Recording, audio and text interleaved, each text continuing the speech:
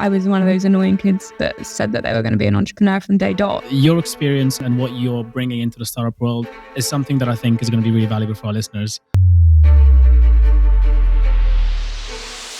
You're helping migrants and people that wouldn't have access otherwise. Now, that sounds like quite a big problem to solve. There's over 500 million people around the world who are underutilized. And yet, on the flip side, over 90% of businesses are struggling to find the right talent.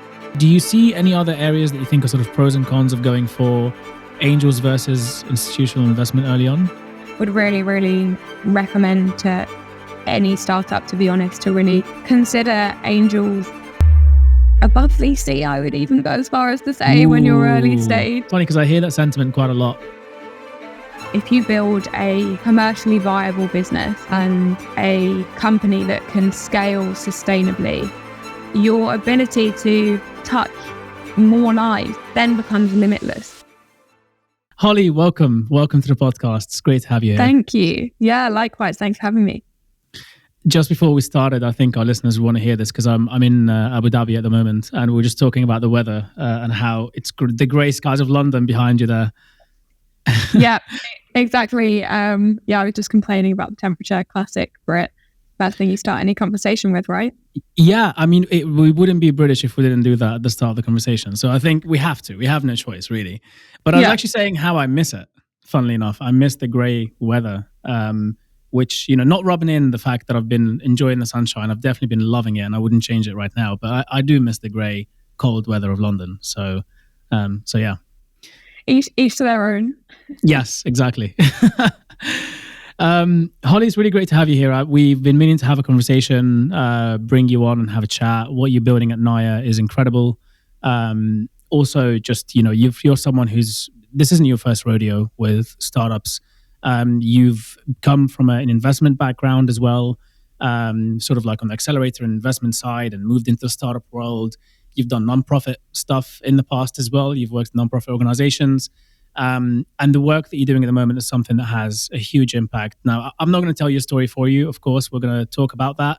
But just wanted to highlight that, your experience and what you're bringing into the startup world and what you have going into it is something that I think is going to be really valuable for our listeners today. So thank you for making the time for this. No, of course. Yeah, I hope it can be value. Absolutely. And happy 2-year anniversary. So for those listening, it is 2 years at Naya, right? Yeah, that's right. Yeah. When was it? Day before yesterday, I think. So we had a little mini celebration, and I joined the same day as our head of community as well. So a bit of a joint affair, which was great. Oh, that's amazing. Wow. Well, congratulations. Congratulations on that 2 years on. How's it going? How are things at Naya? Tell our listeners about the company as well and what you guys do. Yeah, of course. Things are going really great. I think we had a big, obviously, start of the new year. So last week we were kind of coming together, realigning, making sure that we're all in it for the same reason, and also kind of on track, and obviously kind of working towards really ambitious goals this year in terms of kind of what we are and why we exist. So Naya is a career management platform, basically on a mission to make it as easy as possible for refugees, migrants, and other unconnected people to pursue their kind of dream career. And we do that by unifying networking, training, and job opportunities into like just a single marketplace. And then we use AI to match people to the right skills, people, and job opportunities that kind of match with their given kind of stage of their career and their career aspirations. That's what we do. We've been up and running actually for 3 years. Bit of a plot twist in that I came in after the first year. But the whole business and the whole team are motivated more than anything around the impact that we're having and the people that we're supporting. So it's a great working environment, and wouldn't want to be doing anything else. That's incredible. I mean, I know you do work to make sure that it's a great work environment for the team, and we'll definitely get into that later as well. I think there's a lot of lessons that people can learn from here.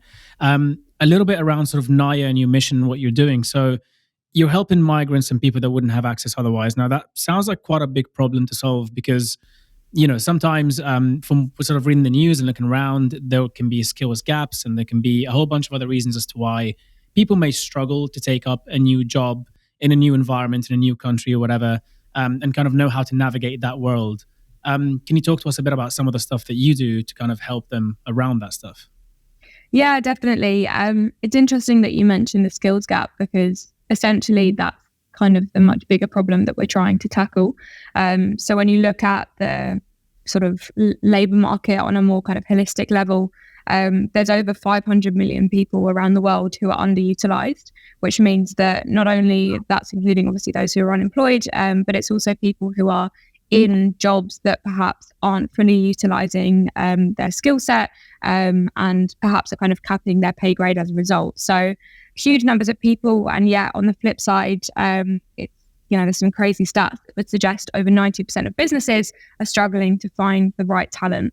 So if the talent is out there, then why is there this kind of mismatch? And ultimately, a really big reason for that is that there's a lot of communities and people out there who don't have the right access to opportunity, who don't have the right networks and people that can support them on their journey, who don't have access to the right education and training. And obviously each of those kind of elements are really key to someone in kind of moving forward in their career. So at the kind of broader level, it's obviously a global problem, but we know by zooming in and working really closely with migrant communities as a starting point and other kind of low-income groups in and around London predominantly, then we can start to actually bridge that gap and essentially use technology to, rather than kind of proliferate the inequalities in the labour market, actually start to close that gap and make it easier for people to advance. Wow. And I guess you touched on technology as something that, because AI is obviously, there's a big fear around AI potentially taking away jobs and making things worse for people and making things harder for people who are, underutilized. Would that be the right term to use, by the way, underutilized? Yeah, there's a whole bunch of different terminology around it, right. But we tend to run with underutilized. Yeah, it seems to resonate with most of our audience. This episode is brought to you by EcoSwap. EcoSwap is bringing together the UK's favourite eco-friendly high street brands onto a single gift card, allowing you to give the gift of choice, where your loved ones can choose from brands such as The Body Shop, Rituals, Toast Brewing, The National Trust, and many, many more. And our gift to our listeners is 10% off your first purchase with EcoSwap when you use the code GOOD4PROFIT at checkout. What sets EcoSwap apart is their commitment to sustainability and ethics. They meticulously curate their brand selection, ensuring that each one meets rigorous standards set by esteemed certifiers such as B Corp, 1% for the Planet, Climate Neutral, or they're a UK registered charity.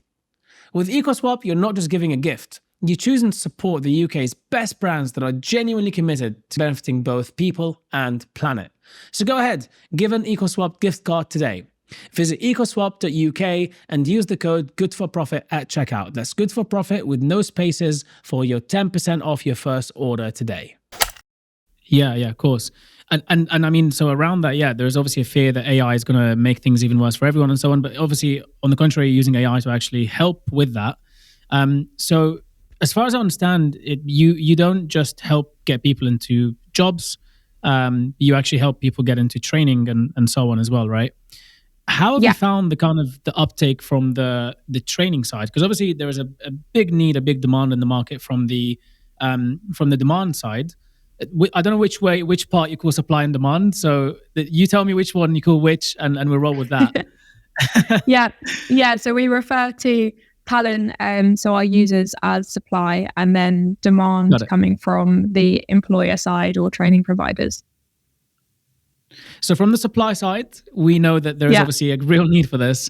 From the demand side, how have you found the uptake to be? How have you found the appetite to be in across different industries in general?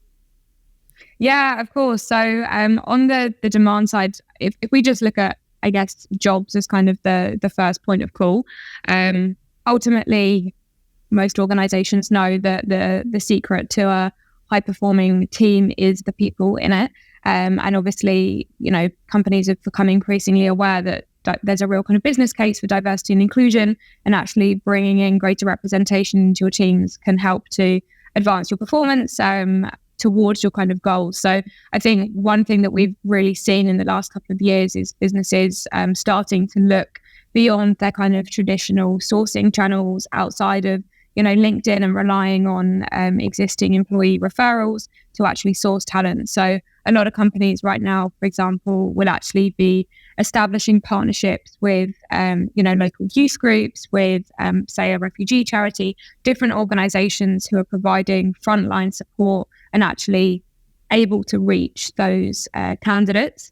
However, the way that Naya works is, so we partner with all of those same charities and social enterprises and communities to actually aggregate this network of unconnected talent. So rather than businesses having to build one-off relationships with individual partners, instead through signing up to Naya, they are directly connected to the end user that could potentially be a really good fit for their actual role. So trying to basically streamline this ecosystem and make it as easy as possible for organizations that want to tackle social mobility and support unconnected talent to actually do that work, because currently a lot of it exists in silos, and it's exactly the same with training providers as well. So there are a lot of companies who actually offer free skills training, especially in the kind of digital and tech space, who will offer that training out to unconnected talent.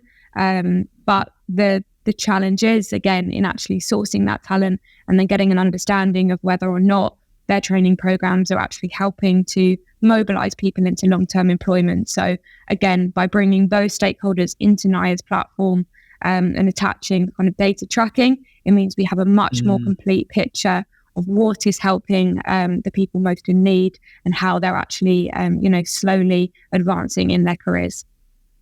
Wow, that's brilliant. Are you at a stage yet where you have enough data that you're able to kind of draw trends and look at sort of more on a more macro level, kind of look at different industries and see insights and things like that? Are you sort of at that stage yet? I would say we're scratching the surface, not enough to kind of start generating big reports around it, but the insights that we're seeing turned out are super valuable, even in informing different stakeholders on like how they should be operating. So for example, when a user is referred or signs up to Naya's platform, they will basically declare how they identify. And obviously it's a multi-select, so we can factor intersectionality into the data. And with that insight, we're able to then tell training providers and organizations, who is engaging with the opportunities through the platform, who's actually then making it through and securing jobs off the back of it. And you can start to then break down which kind of demographics have more support, and how we can obviously then close those gaps even more. Wow, that's so cool. I feel like data scientists and anyone who's into data with this could just have quite a good time with that. Kind of look quite deep into it. Yeah, I feel like your team probably geeks out on that in just in day to day. Yeah. Those reports as well sound super valuable for government. I'd imagine government want access to that sort of thing and learn a lot from it, right? Do you see much appetite for sort of work with government around this stuff? Yeah, it's something that we've spoken about quite a lot as a team. Ultimately, a lot of the problems that our platform is tackling are obviously problems that there's a department in the government that will kind of look at. The way in which I suppose we currently have a slight link to government is through the charities that we work with. So a lot of the charities that will use Naya's platform to support their beneficiaries would actually report into government around the number of people who they've trained and the number of people who have found jobs off the back of their training. Now, for us, they have to track their own impact, right, and then report that back. Exactly. So, yeah, because so that then enables them to get funding from government. So Naya's reports will then be pushed to government bodies to access that funding. However, we currently don't have a direct partnership. It's something that we might look at down the line. But at the moment, we need to kind of get all of the other stakeholders and ducks in a line before we look at that kind of level of scale, I suppose. No, of course. I mean, you've got a lot to tackle already, and there's a lot of different sort of plates spinning at the same time with this sort of thing, because you're just dealing with so many different types of bodies as well. Which is also an interesting challenge in its own right. It's kind of like, how do you deal with big charities versus small groups and communities and things like that? Like, I'm sure there's a different way to sell to each of them, to work with each of them, and so on. Which is something I think that would be quite interesting to touch on maybe again a little bit later on in the episode. So we'll come back to that one. In terms of the kind of zooming out a little bit more now and thinking about the market problem as a whole. So you've mentioned how globally there is obviously 500 million rather.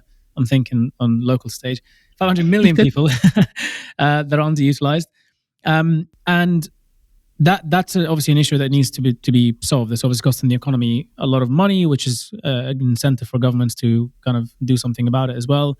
Do you see sort of, not just from the economic side of things, but from other sides of how this can cause positive impact, solving that problem? What are the sort of, say, byproducts do you get as a result of solving that problem? What other positive impacts do you make in the world by solving that, other than just obviously economic issues? Yeah, it's funny because we'll look at, obviously, a lot of social impact businesses will reference the UN SDGs to understand what impact they're having. And directly, there's pieces around economic empowerment, equality, access to, I think it's access to finance or something along those lines. There's a few that we're hitting very directly, and then also partnerships with the goals, again, because obviously the whole piece is around centralizing and unifying. But then when you think beyond that, when we as a team talk about the objective and the reason why we do what we do, so much of it actually is rooted in economic empowerment, because ultimately if you're equipping people with the skills and support that's needed for them to advance in their career, then ultimately you are giving them access to finance, to stability, to shelter, to kind of life essentials. So as a result, the social impact and knock-on effects that a platform like this could actually have are so far-reaching. And obviously, at the moment, we're focused on a more local market, so on London and kind of within the UK predominantly. However, organically in the last couple of years, our platform has actually grown to reach and touch individuals in over 50 countries around the world. And that has kind of proven to us that this is a global problem, it's a global need, and there are huge similarities between what unconnected people are experiencing here and in, you know, a lot of really low income and kind of poorly developed countries as well. So it's thinking about how we could potentially expand into other regions, and of course then the impact that you're having just multiplies when you think about the level of access that some of these individuals may have right now. Yeah, that's incredible. That's really interesting that it's very similar problems you get in sort of, let's say, more developed countries versus less developed countries across the world. Was that surprising for you to find out, or did you just kind of have a hunch that would be the case?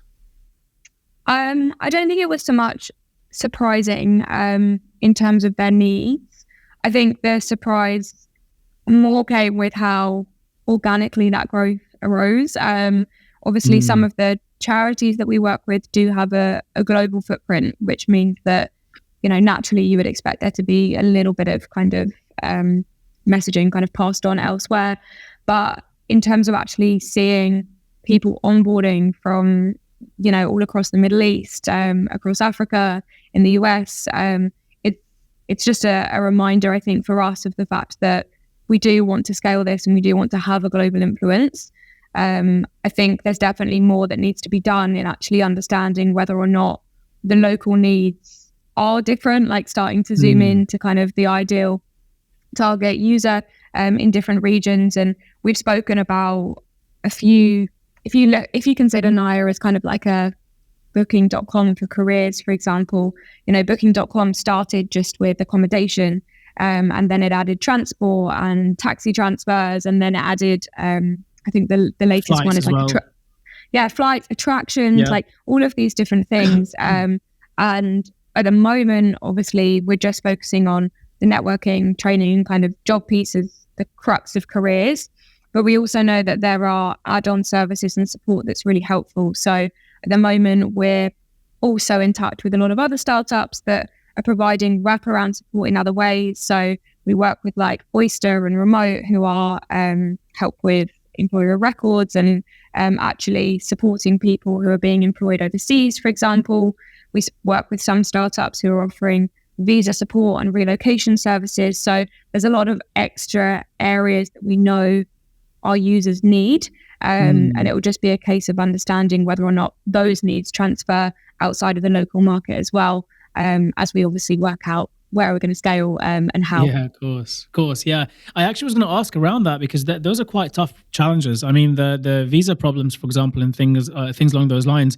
I've got friends who used to work, for example, with UNHCR and so on, and working with immigration and refugees, and some of the problems can be quite tough. If somebody has no citizenship anywhere in the world, I mean, how do you work with that? How do you support? How do you help? Right? And so the fact that you're partnering up with providers that can kind of support around some of those things as well, and relocation and visa and so on, makes a lot of sense. And I was going to ask whether you tackle those, but I thought maybe those are a little bit too big problems for you to solve for now. But it's great to see that you're thinking about those already and you're working around those already, because obviously those, I'd imagine, would come up quite a lot. Yeah, exactly. And I mean, obviously, whenever any small startup steps out, you can't be everything to everyone. And it's really important that we're aware of, what our roadmap looks like and we want to deliver. But what we can do is obviously bring in people who are experts in different areas, which is, again, the value in the marketplace model, in the same way that we don't deliver the training ourselves, but we bring in and aggregate, the best training providers. So it puts us in a really good position to at least make sure that our users are connecting with the right services that do already exist, rather than us just reinventing the wheel. Yeah, absolutely. And that's exactly it. Speaking of marketplace model, how have you found that fun challenge to be? It's something I've got some experience with, and I mean, I'm not going to project my own feelings about marketplace models. I think they're fantastic, but they are very challenging to work with. So how's that been for you?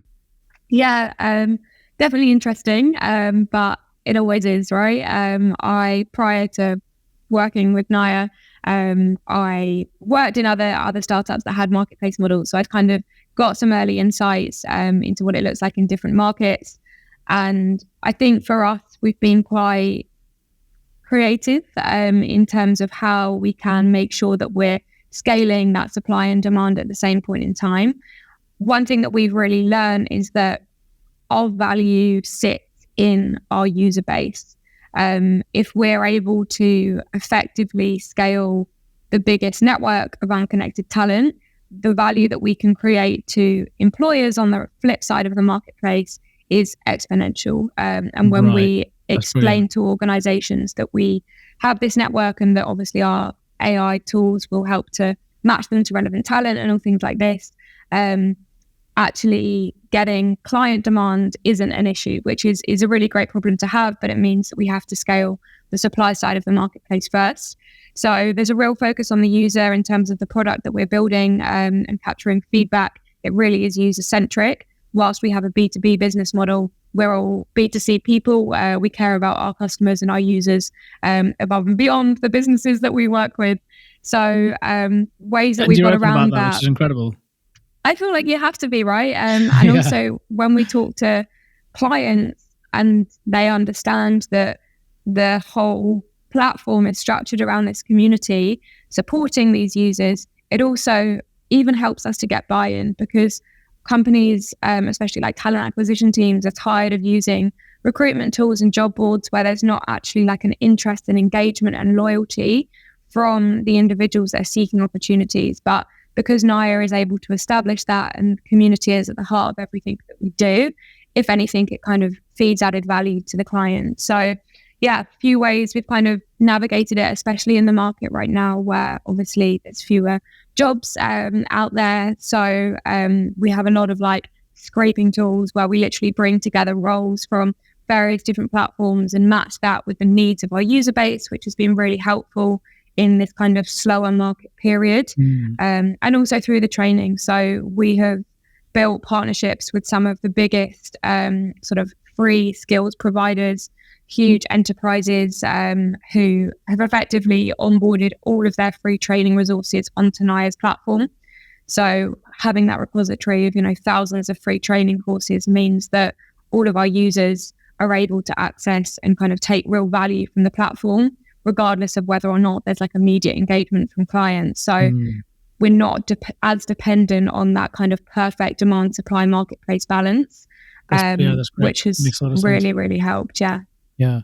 And for listeners who've not been involved with marketplace dynamics before, or not sort of kind of don't fully understand what this is all about, generally speaking, and please feel free to jump in and correct anything that I say that may be inaccurate, but generally speaking, you're going to have a supply side and a demand side, and it's the sort of good old chicken and egg problem, balancing out the supply and the demand, figuring out who to get first onto the platform to then convince the other to come on the platform and so on.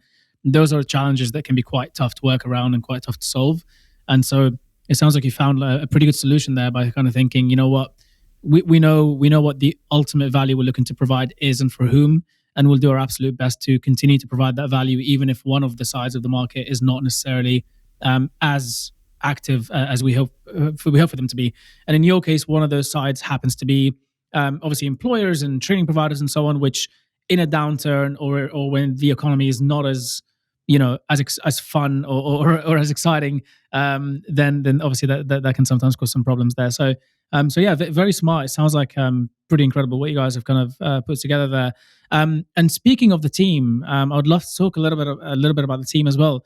I remember we were talking a little bit, sort of, I think it was like a couple of months back or something before Christmas, and we're talking about how you put a lot of effort and work to make sure that you have a really cool culture at the company, and basically a culture that kind of where people feel like they can deliver the best work and they feel like they sort of belong there.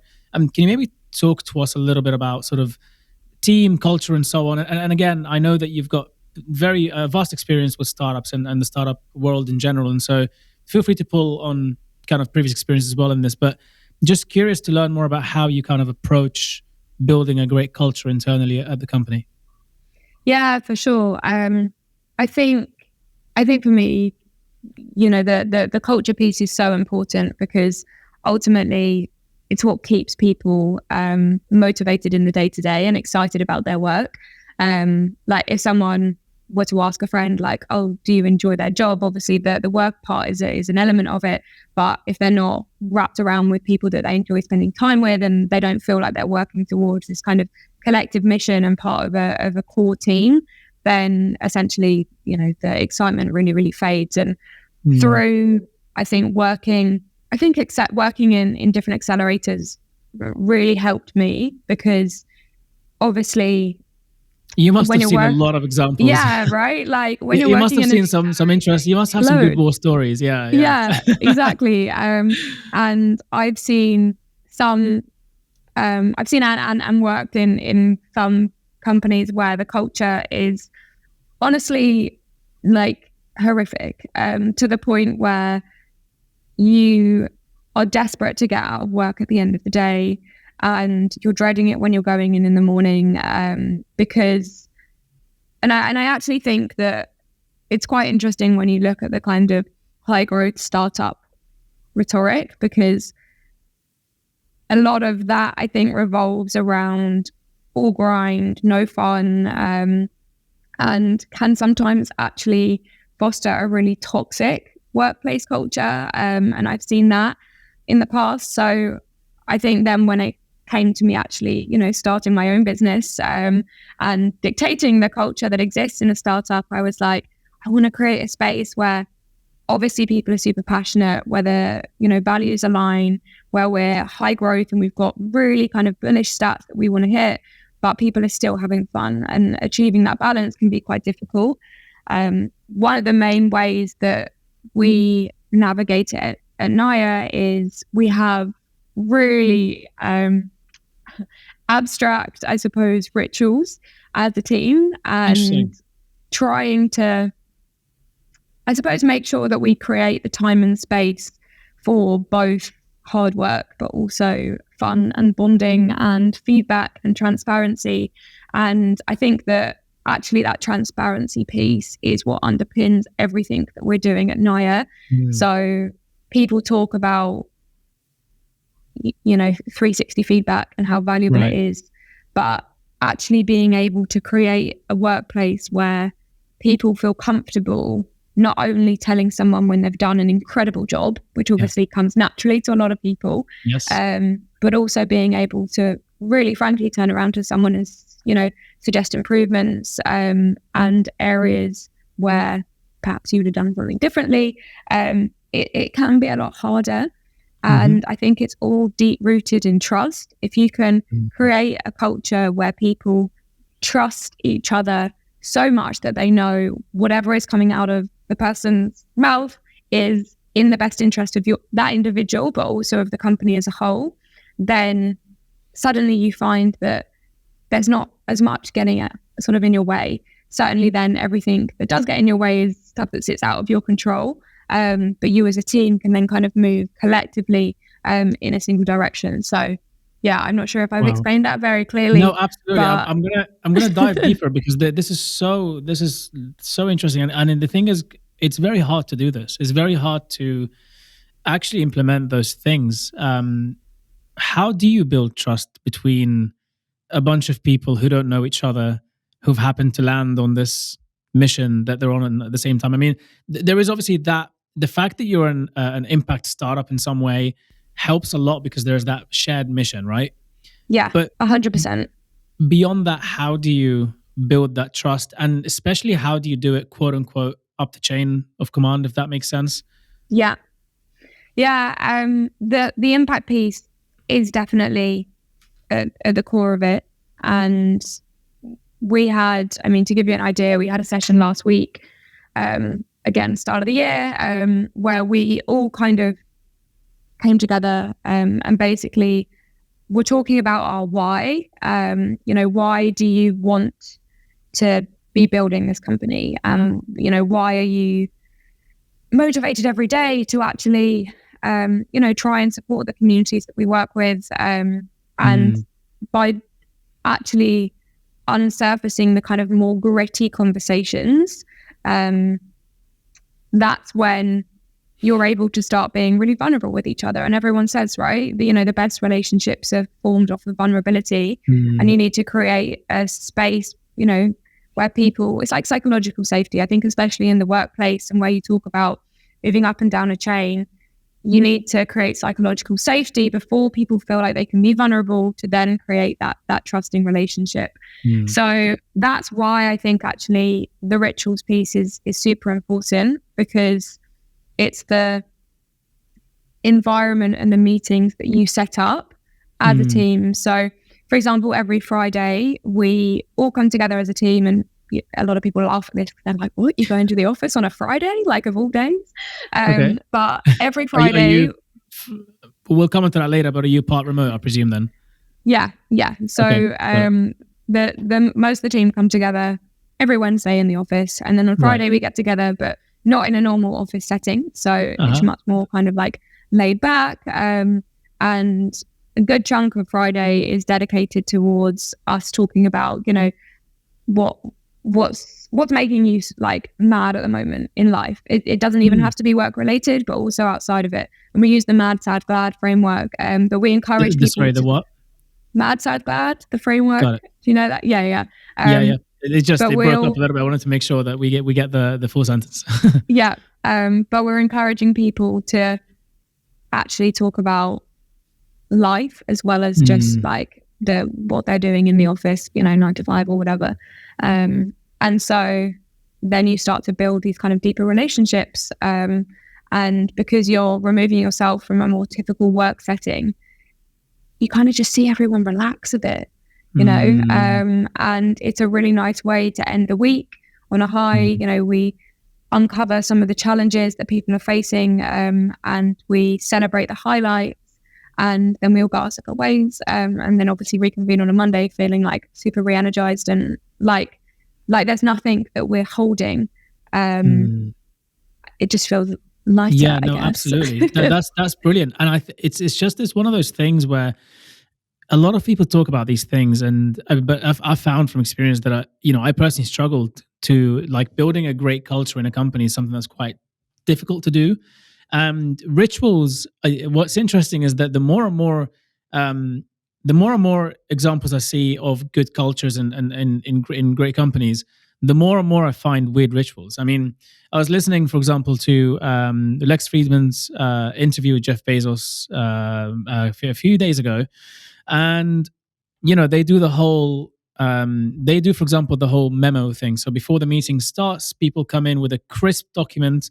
So they, the crisp document, messy meeting thing, right? Where they come in with a crisp document, really well written out. It's a memo, and everybody has to read it before the meeting starts. So it's there. It's all very honest and very clear from the person. But then the whole thing about trying to let people who may feel as though they're not able to speak up when there are senior VPs, for example, in the room, letting them speak first and say their opinion first, and making sure they're heard before they kind of move to different people. And there are things like that exist in pretty much every company that seem to have something around the culture that's kind of figured out. Now, obviously, there are many views out there about what the culture is actually like at Amazon. Whether it's the same in the office versus the warehouses, that's something that I personally don't know enough about. But I've definitely heard some things that suggest that it's not quite as nice as it seems. But certainly in terms of being able to get to transparency, get to truth, quote unquote, getting to that can be really hard in an organization where there are so many people involved, and people may not feel comfortable to say everything fully as they see it or as they believe it, because they're afraid that there might be a negative reaction or that there might be some negative consequences on the back of that. And so doing stuff to try and get to transparency and trust between team members is something that's vital for every company. And I think it's just something that's been, I've been thinking about a lot over the last few months, and thinking about how to implement that and so on, and looking at different examples of doing it. What you're doing sounds really interesting with that, the kind of trying to allow people to feel as though, you can be a human being, you can be vulnerable at work, that's okay. And we're not, like, nobody here is going to be harsh for no reason or anything like that. This is a nice environment where everyone can speak up and be themselves effectively. That's really beautiful. I just on the whole, I guess, being able to be yourself thing as well. I think there is also kind of like a line that you have to be careful not to cross as well when it comes to vulnerability. In the so to give you an idea, we did like a real big 360 feedback piece just before the end of the year, and it took like a stop, start, continue structure. So literally everyone contributed to one another's stop, start, continue. And as you can imagine, it's literally the case of you being like, stop doing this, start doing this, continue doing this. And what we did is we actually distributed that sort of asynchronously, so silently. Everyone completed it. Then everyone had the opportunity to review all of the comments that they'd received themselves. It was in a shared document, so everyone could read everyone's, but you had the opportunity yourself to digest it. Wasn't anonymized, no. Okay. And then the following day, we then had a session that was dedicated towards people actually sort of zooming in and breaking down the feedback that they'd received. And it's important to note as well that under every topic, people also wrote their own feedback for themselves. So I would be like, I need to start doing this, stop doing this, which always adds like an interesting layer of self-awareness as well. Absolutely. The blind spots come out, right? Exactly. But before we started the in-person session, we also made it really clear to everyone that it's obviously completely up to them which topics they have, which pieces of feedback they've received that they want to zoom in on. And when we talk about being yourself, you still need to create a space where people feel comfortable, and different people have a different willingness, I suppose, to be vulnerable, and it's just natural, right? And the ask is kind of, you can be vulnerable depending on what your definition of that is. In the same way that if someone was to come in one morning and we were doing like a pulse check, like, how are we feeling this morning? If someone, I don't know, said, oh, I'm, really not feeling great today. Now, someone that is really comfortable being vulnerable might be like, I'm not feeling great today. Someone in my family is struggling with this, that, or the other. I might feel really comfortable telling that whole story, but someone else might not. Now, the way that we would kind of tackle that is, instead, the ask is, if you're saying, oh, I'm not feeling good today, if you don't feel comfortable exposing why, then just explain to the team exactly that. I'm not feeling particularly comfortable to explain why. It's a personal issue. This is how best that you can support me. Now, without pushing someone to a point of feeling uncomfortable and kind of, tipping them over their threshold, you're still creating this culture where people feel like they can be honest and vulnerable and be themselves, which is the in how they're ultimate behaving. aim, right? Yeah. Yeah, exactly. So we're not expecting everyone to declare their greatest secrets and walk around behaving in exactly the same way by any means. No. That's great, and that's really good to hear, because that sounds that would also be a version of toxic, if anything, really. If that's pushed on people, that's not very fun. So, let me push back a little bit on that, because there are a lot of different viewpoints around this sort of thing, vulnerability in the workplace, and so on.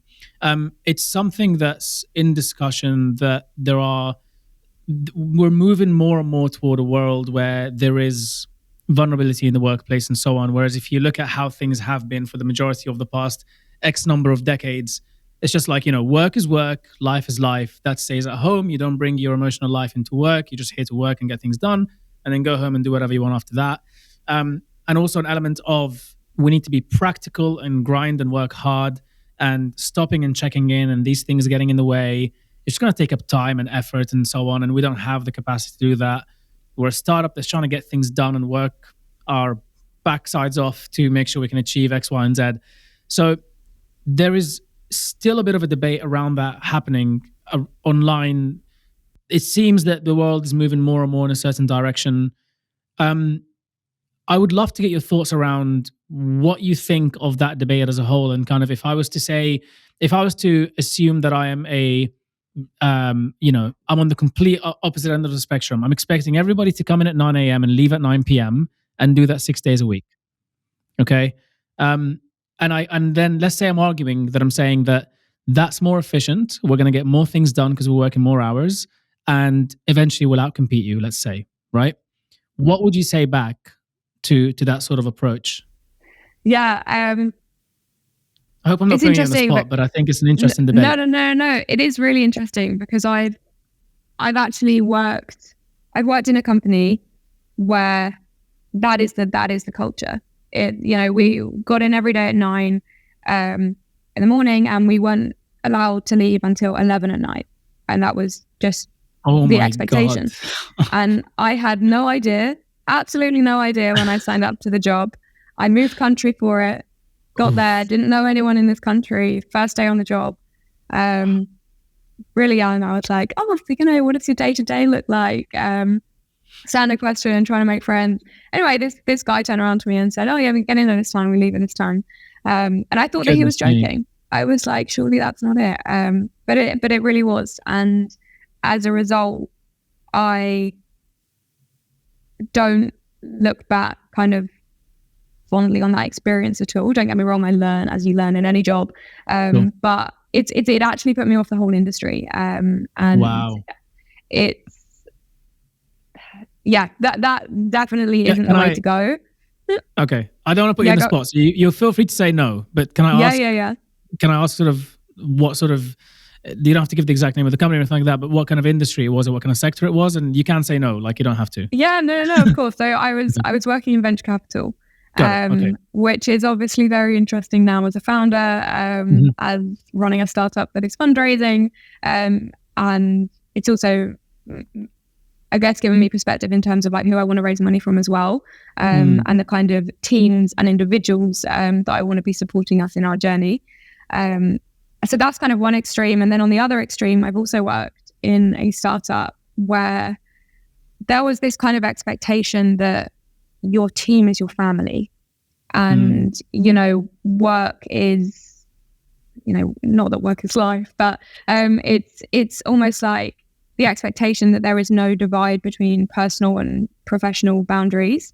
And I also really struggled in that work setting, and at the beginning it felt incredible, because I was coming from that VC space and the other extreme, and all of a sudden I felt supported and I was like, yeah, I've got friends at work, like yeah, we socialize all the time out of work, and this is my life's purpose and everything like that. And you would think that I would feel that now even more that I'm running a business, right? Like, you know, Naya is so much of my identity now, but I still don't want to create that culture here either, because I don't think long-term it's sustainable, because people need to be able to have their own life and their own outlet, because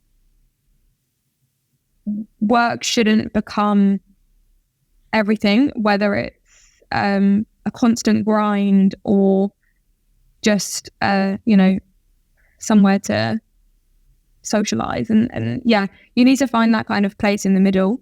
So yeah, and I suppose families tend to have problems, so exactly, right? Yeah, like the whole thing is you can't choose your family, and you need to be able to choose where you work. So yeah, exactly. Fascinating that you got to experience both of those things before starting. That must have given you a lot of insight into kind of how to build a team and sort of what to look for. What do you think of the idea that each founder will know what is the best way to work and what is the best way to do things based on their experience and what they've seen, and they almost go and hunt for people that feel the same way or vibe on that same level? Do you think that tends to be the case? Yeah, 100%. And it's difficult because I think in the startup space, when you're a really small team and when you're just starting out, I think most entrepreneurs are like, I just want to surround myself by my friends, people that I really quickly click with, who operate like me. And it's kind of understandable, right? We're all human. We all naturally gravitate towards people like ourselves. It's just affinity bias. But I wouldn't necessarily say that is the right way. Obviously, the whole premise of what we're building at Naya is that everyone should have fair access and a fair shot. And as a result, the team that we've built is incredibly diverse, both in background, but also in thought. And the power in that is just huge. And I mean, above and beyond what goals we're achieving, and kind of like the map out of skill sets. But even in terms of like when you're sitting around having lunch together, you're actually learning about different cultures and different perspectives, and it's just super refreshing. And I think that a lot of early stage founders would really benefit from kind of opening their eyes to that sooner rather than later. I think a lot of companies will hit like, you know, Series B and suddenly think, oh, actually we should probably, you know, take a look at the diversity of our team. Yeah, exactly. It goes back to that business case, right? Like, we're not here to tick boxes. It actually does make a difference.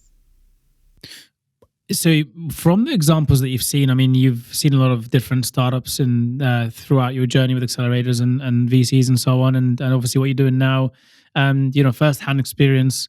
What would you say is sort of like the biggest benefit? Let's talk from the startup, from the economic sense, from the kind of startup's growth sense, because, you know, when you're talking to VCs or when you're talking to investors, they will obviously, if they believe in the mission you're doing, that's a different story. But they will also want to understand, you know, why are you spending time on this? How does it help the business? So, what would you say is kind of the biggest benefit of having a diverse team and trying to actually get that done early on?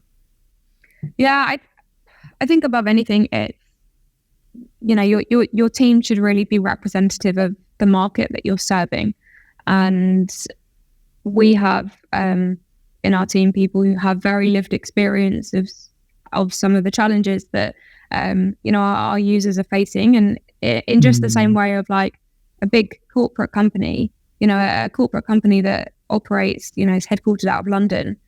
They when you think about the diversity that exists in London's population, like you should be reflecting that in your team. It's taken companies long enough to try and strike up like a 50-50 gender balance, but it goes so much further than that. So yeah, I think that would probably be the biggest piece of representation for sure. I guess you're touching on a really important point there, and that is kind of having empathy. And if you're a startup and you're building out something for your customers, you ought to have incredible empathy for your users and who you're building for, because that's how you build something that they really want and they want to use, and that will help them the most in whatever it is that they're trying to accomplish. So in a way, also having that diversity on your team, it's almost like a boost to you having that sort of empathy toward your customers and end users as well. Yeah, which then just is a boost to getting validation, right? Yeah, absolutely. Yeah. Speaking of validation, you mentioned your fundraising. Yeah. How is is that something you're able to talk about publicly for now? Okay. Yeah, absolutely. So we're fundraising from angel investors. We're doing kind of a bit of a pre-seed bridge now, if you want to call it that. I feel like the definitions of pre-seed and seed they move around all the time. Like you used to raise seed to find product market fit, but I think now you need product market fit to raise it. So we're raising from angels, and we've had the privilege of being backed by angels up until this point. So we've raised just shy of $1 million so far, and that's a mix of. Congrats. Thank you. Angels who have got experience like working in this sector, angels who have founded businesses before and exited ventures, so can kind of support with that angle, and then a huge number as well who are impact driven and just hugely passionate about the problem that we're setting out to solve. It's actually been really great for us, not just in terms of the access to finance.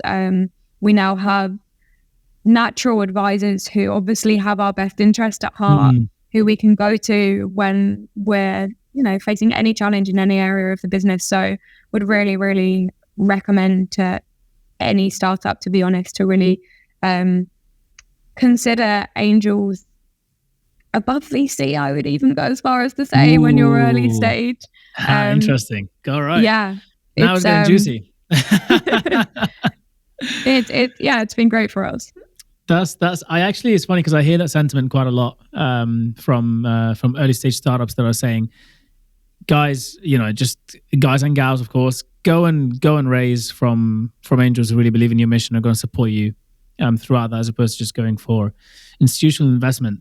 What do you think are the pros and cons? Because one of the downsides of having a lot of angel investors is a lot of people to manage, a lot of when doing updates and potentially a lot of questions to answer and so on. So potentially more time, a little bit of a messier cap table.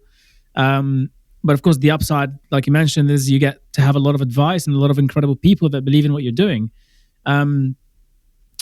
What do you see any other areas that you think are sort of pros and cons of going for angels versus institutional investment early on? Yeah, I don't want to say there's a right or a wrong, because there are obviously some business models that are fit for venture funding. But I mean, in terms of the cons that you just mentioned there, like having a busy cap table and having a lot of people to answer to, we have a network of angels, some of whom are a lot more hands-on than others. And I think ultimately those who are hands-on, they just want to help. So when they're asking us questions, it's very rarely like a grilling. We very rarely need to take ages diving into stats to try and kind of justify decisions or come back to them with answers in that sense. And I think that's where our kind of monthly updates are really helpful to angels, kind of bring them along on that journey with them rather than leave them in the dark. So they start, just firing random questions our way. And then one way that we have kind of navigated the messy cap table that so many founders fear of is through SPV platforms. So bringing lots. Exactly. Bringing lots of investors in through like a single transaction just means that your cap table can be kept a little bit cleaner. But I think there are obviously VCs out there that we think could be valuable to us. And when we look to our seed round, probably towards the end of this year, we're certainly considering the VC route rather than just kind of doubling down on like, larger ticket angels. But it's also, I think, working in the impact space, it's a really interesting ecosystem to have to navigate, because on one hand, the problem is so big and the team is so driven that we want to scale a huge business, and we want to see that commercial viability there. So having worked obviously on the other side in VC and seen the screening criteria, there are massive parts of what we're building at Naya that would suggest that we are venture backable. But then on the flip side, the impact piece is never going to come, it's never going to be sacrificed for growth, because we wouldn't be doing what we're doing if we weren't having an impact. And from our experience, it's a lot easier to, I guess, make angels understand that than it is to make institutional investors understand that, because ultimately VCs are reporting to their LPs, right? Yes, they're taking risks, but if they can mitigate that risk by going for a business model that they've seen validated in the market that feels safer, then I think that's a lot of the time they'll kind of now gravitate towards that route. So I think the type of business that we're running is what has really kind of dictated to us and proven the value of angels above anything. Yeah, and obviously VCs are venture capital firms, and LPs are limited partners, who are the people that VCs would tend to raise money from. I've had some comments back from people who are getting into business, and sometimes we throw terms around on the podcast. And sorry. they're like, "Can you please help me?" No, I do it. I'm really bad at that. So I'm trying to sort of sometimes explain those things a little bit more, just so everybody, especially aspiring entrepreneurs out there who want to build impactful businesses, can also learn from that. So limited partners, LPs, limited partners are generally the people that these VC firms will go and raise money from. And so VCs will answer to limited partners essentially, and when they come back and ask, "What have you done with my money?" So hence you were saying that sometimes they want to go for slightly safer bets and sort of make sure they can maximize growth and so on. But there's a shift happening. Would you agree with that? Definitely. Would you say that there's more kind of conscious VCs out there nowadays? I feel like I'm seeing more and more, especially in Europe and the US. 100%. I worked in VC back in 2019. So now 5 years ago. And definitely it's refreshing. I remember when I was working in the space, turning around to a partner. Actually, this wasn't at our fund, it was at a different fund. And prior to that, I'd spent quite a lot of time working with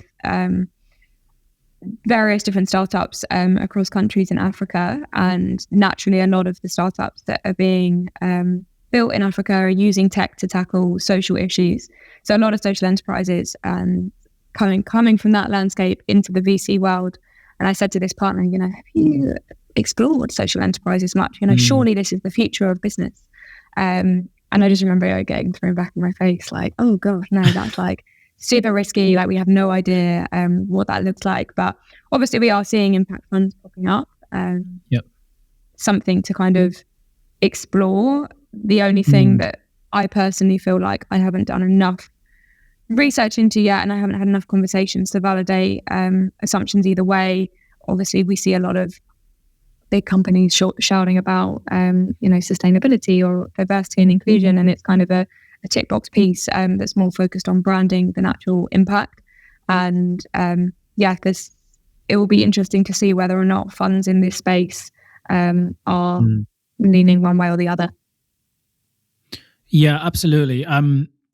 Certainly there are more and more funds that are being set up by conscious partners and VCs and so on, who want to make more of an impact and leave more of a sort of, make money, but also leave a positive legacy behind, in real, tangible, measurable sense. but then also there are others that kind of are, well, say on the back of certain, things happening around the world and saying, well, we ought to do something about this and launch a fund around this or that.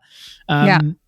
But certainly the fact that it's happening more and more is something that I personally view as very positive. That's kind of what we're all about here on the pod, is good for profit. I mean, there's no reason you can certainly give value back to shareholders as a business, and also do a lot of positive impact in the process. But you mentioned something really important earlier around that, which is that balancing these two things together and making sure that, some things aren't sacrificed in the process. And I did want to talk to you about metrics and so on, and kind of how an impact and how those things fit in together. How do you measure, what is success to you? If you were to say, if Naya makes this particular impact, then we view that as we're certainly either doing our job or we've done our job. What would that be for you? Yeah, for us, that's the number of people that we have mobilized into new opportunities. So we talk about social mobility a lot, which is essentially the extent to which someone who perhaps has faced barriers to access previously is suddenly able to kind of access them. That's what we look at as that shift. And so we have a pretty chunky and ambitious North Star of connecting 100 million unconnected people to new opportunities through the platform. And those opportunities are Incredible. Both sort of training, networking, and jobs, anything that is helping to mobilize them in their career. And then obviously around that, we've got the revenue targets and all things like that keep the business rolling. Of course. But you've got both targets essentially within the business. I mean, that also is as a target certainly affects revenue, right? If you can mobilize more and more people into jobs, then everyone benefits. So it's excellent. They increase together, which is how you want it to be. Yeah, absolutely. And I mean, there's 500 million people out there, so if you can help with at least a that's fifth only of those, 20%, right? Yeah. Exactly. Yeah. Exactly. So that's the first threshold. We'll see where we go. Of course. No, of course. I mean, you got to start somewhere, right? 100 million is a lot of people, by the way, but yes, you've got to start somewhere. Yeah. Yeah. That's incredible. How do you work with the team internally around metrics? And I mean, are metrics a big thing in Naya rather? Sorry, is that something you think about a lot internally?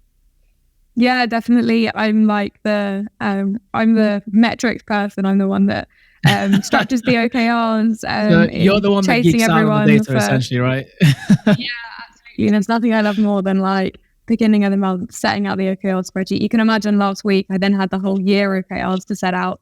Wow. Yeah, so we have we work off of OKRs, and then we have higher level KPIs, which I suppose are the core metrics that are always going to be important to us, which is around the volume of users that we've supported, so acquisition, engagement, same on the client side, volume of opportunities, all things like that.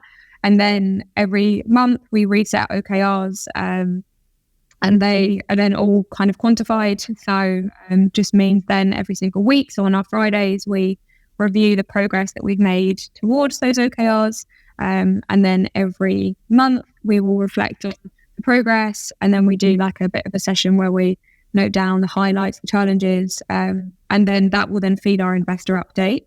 So it's important then, I guess, we want to make sure that every decision that we make in the business is data driven. I know that a lot of companies aspire to that, but it's been super, super important for us in making sure that we're grounded and sort of moving in the right direction, because as we've already kind of touched upon, obviously this is a huge problem.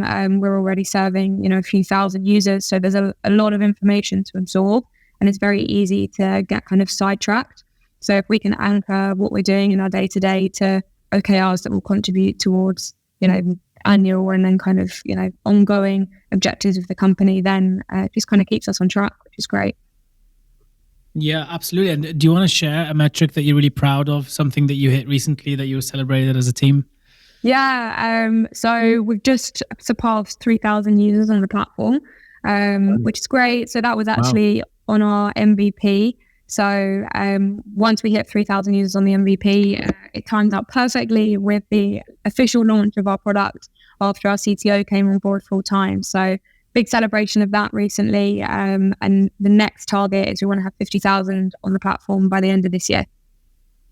Perfect. That's great growth right there. I'm not going to calculate that in my head, but that's great growth. That's super exciting. So data is obviously very important to you, and you mentioned being data driven. I want to talk about that a little bit. So one of the things that I guess I've been toying around with in my head for a while now is when to trust hunches and intuition, and when to just absolutely demand that there is data, that everything is data backed and data driven. Have you ever had a similar kind of thought process around this? I could just be in my own world, just kind of, just wasting away on my Sunday walk. I think that I actually think that it's really important that you do still create space more for like creativity, I would say, than hunches. So I'm one of 3 founders of Naya, and one of my co-founders is like the ideas guy. And he'll go for a walk, or like walk into the office in the morning, and he'll get in and he'll be like, I've just had the best idea ever, we need to do this. And brilliant. Then obviously you've got kind of like, interestingly actually, my other co-founder is very strategic and kind of logical, and I'm kind of sitting somewhere in the middle. And then that sounds like a great balance. My other co-founder will then just be like, oh well, like, hold on, but this is what we're doing. Like, this is the journey that we're taking, and this is why we've taken this journey. And so, but it does create space for discussion as to whether or not you're still running in the right direction. Yes, OKRs can keep you on track, which is great if you're on the right track. But you still need to sometimes take a step back and think about the bigger picture to make sure that holds true.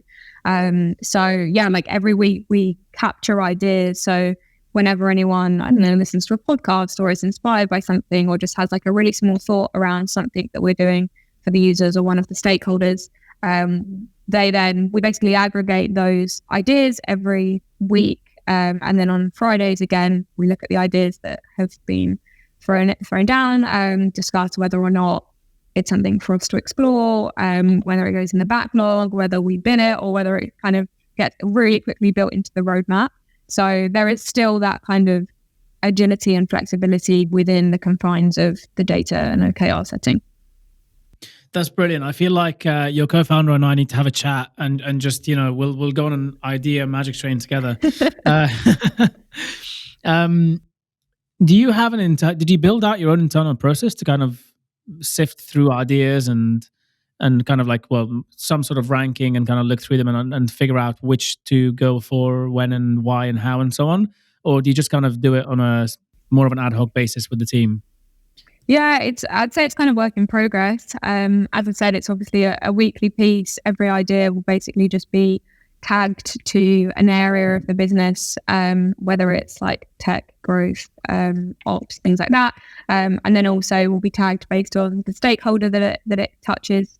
The good thing is because we're so close to all of our users, and we've made sure that we're always in a really strong position where we can get feedback and input from people that are using our product. It means that if we ever have kind of doubts or queries, and we will be able to go directly to our users and kind of get their input. So that's kind of the general order of play, I would say. But it kind of varies. You can't have a process for everything, right? No, of course. But I feel like, based on what you were saying earlier on, the fact that you love data and whatnot, I feel like it's, correct me if I'm wrong, but I feel like you might get lost down there and think, you know what, I'm going to create the perfect system to make sure we're ranking whatever. I personally know that it can be easy to get lost down that rabbit hole, but yeah, ultimately it's 80-20, right? 100%. And yeah, I actually also think that when you're early stage, there is also like an element of what you do that does just need to be scrappy. And you can't worry if you don't have process in place for everything, because like I said, the amount of times we've pivoted it's ridiculous in the last few years, like the business that Naya was incorporated as versus what the business is today. It's almost unrecognizable with the exception of the anchoring of the core mission. So you need to be kind of open to that. Yeah. Am I right in thinking that YouTube started out as a dating site? I don't know. Right? I'm pretty sure I read that somewhere. That's a cool reference point. If that's true, we need to bring that up in our investor pitches. Yeah, exactly. It started out as I'm pretty sure this is correct, and please, if somebody knows, feel free to let me know. I'm pretty sure it started out as a dating site where you effectively make a video and send it and say, hi, this is me, and introduce yourself, and then other people can do the same thing, and you can kind of match that way, yeah. And then eventually turn into YouTube. So there you go. So pivoting is definitely a natural part. So, absolutely. Yeah. How do you navigate that? How do you work around that kind of? I guess it's easier to do when you're a smaller team to kind of pivot and move around. Did you feel like whenever you needed to pivot, there was always buy-in from the team and the co-founders and everybody else that, okay, guys, we kind of all need to pivot, and there's a general understanding between everyone that is the right way? Or was there a piece around sort of delivering that in a way to make sure that kind of there is buy-in from everyone? Yeah, I actually do think that there is a way of delivery, because you also want to obviously make sure that the team are really confident in the direction of the business and that they are really brought into it. So as I mentioned, quite often as co-founders, so the three of us will like come together and we'll look at these bigger ideas, and we're talking more, the much longer term direction of the organization. Like when I said that booking.com structure, right? Like, are we even considering these other pillars? What do they look like? Because also that's what feeds into investor conversations. That's what investors care about, the kind of longevity piece. And we will make sure between the three of us that we're really aligned and really clear on what direction we want to go in, and above anything, why, so that if there's ever a need to communicate a big change with the team, it doesn't come as a shock. Because, and to be honest, this has come from learning. So one of the first times that we pivoted, well, I wouldn't so much say pivot, it's more been kind of it's always been quite a natural, I guess, transition. So, for example, when I very, very first started, so this was in the year one that I wasn't there, it was a kind of train, hire, deploy structure. So similar to Andela, if you know, Andela, basically partnering with refugee charities, upskilling people in tech, and then directly outsourcing them on like a consulting basis to different organizations. Right. Validated the need for talent, the need for skills, training, all things like that. But obviously it's not really scalable and it's a big problem. We want to have a huge impact, hence the shift to the kind of platform play. So when we first started around the platform, we were just focused on jobs. But over time, we realized that we weren't actually really tackling social mobility because we weren't looking at training and networking. And like I said earlier, then you're at a risk of just reinventing the wheel. We're just suddenly another job board that helps unconnected talent, and it's just helping businesses be like, I'm diverse. And there isn't real deep value being offered there. It's just, exactly. So that's where we started. And then to suddenly have to tell the team that actually we're looking at something much more holistic here. And we've now got these two huge other pillars that means that the tech needs to work more like LinkedIn and enable networking and messaging, and then to access soft skill training and hard skill training, and you're adding a whole other stakeholder with all of these training providers in. It feels like a really, really big change. And we definitely didn't handle that in the best way, I would say. I think it came as a real shock to a lot of the team members, and they were then, I guess, unclear on where their kind of day-to-day tasks were fitting into that bigger vision.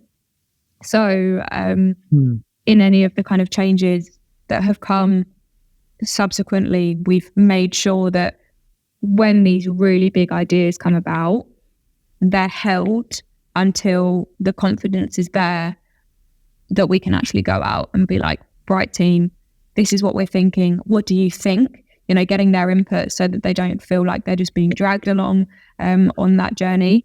And also getting their input and ideas is hugely important. Like I was saying earlier, they all have their own touch points with different parts of the business. So yeah, I would say the only kind of process there is just making sure that you're having the right conversations with the right people at the right time. Yeah, absolutely. Yeah, I mean that's really cool, and it's amazing that you sort of tried that and learned from it the first time around, and then kind of realized there's definitely a better way to do this, and you sort of trying that and constantly iterating around that.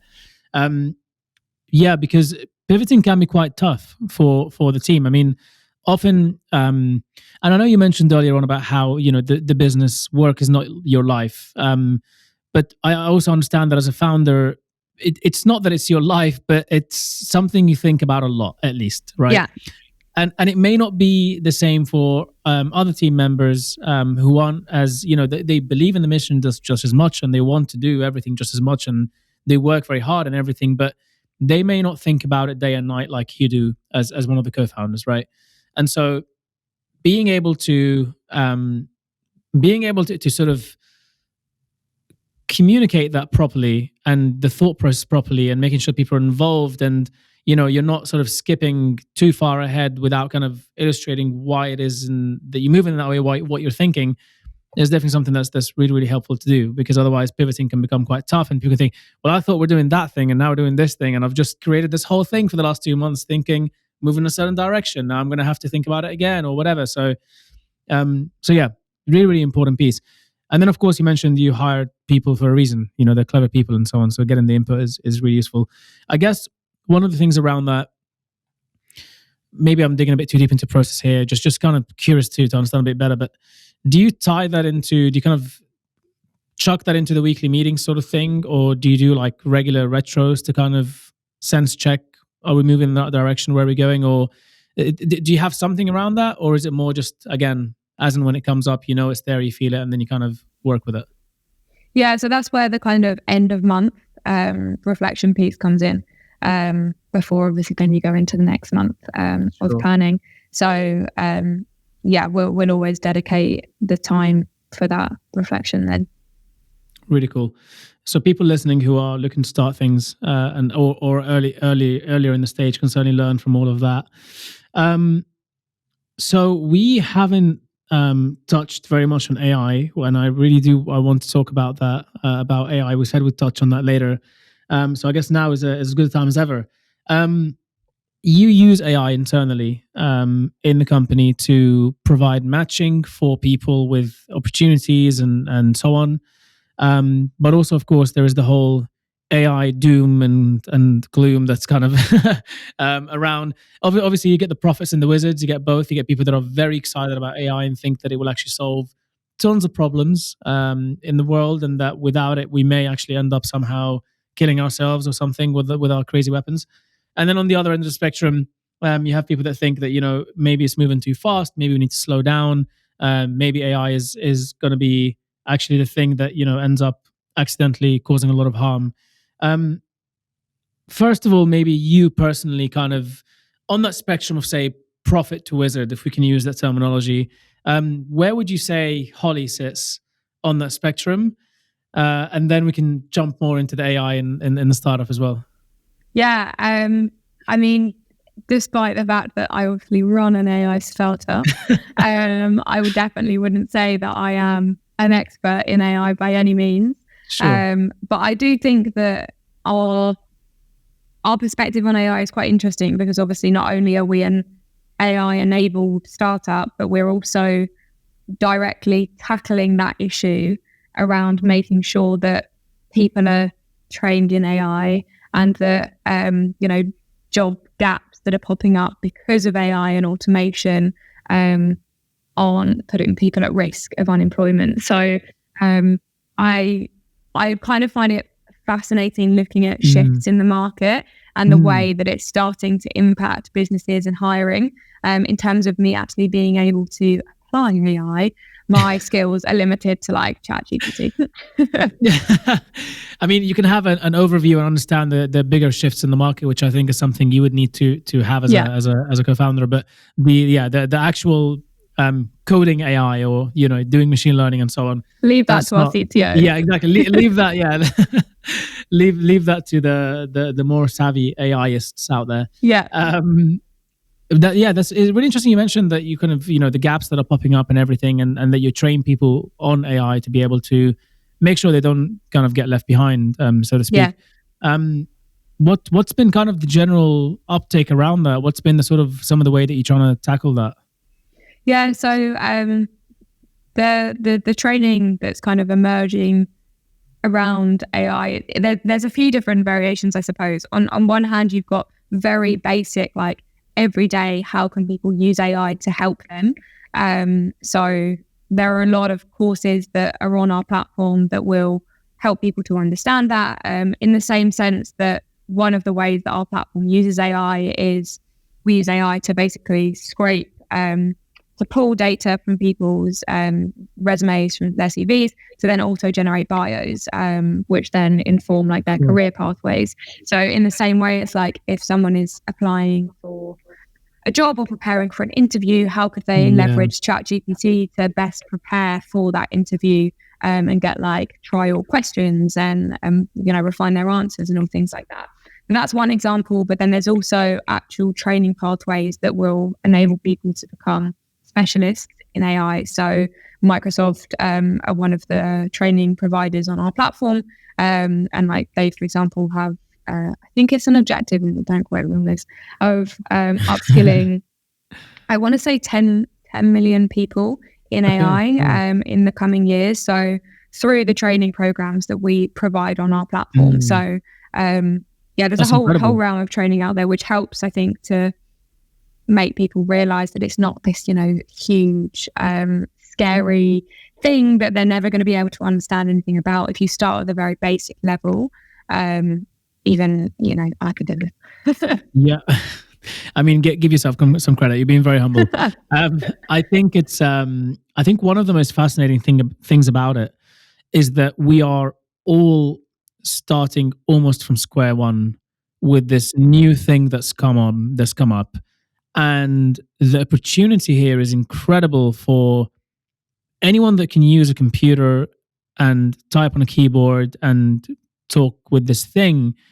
Anybody who can do that quite well has almost an equal of a chance to be able to get really good at this, get really good at prompt engineering, and get really good at using GPTs and working with them, because it's almost that, if you, because it's so new, there is tons of ways you can learn about it. There are so many, like there's so many people trying to jump on the trend. Like, you can do this thing, you can command prompt in that way, you can do this thing on that way, you can do that thing that way.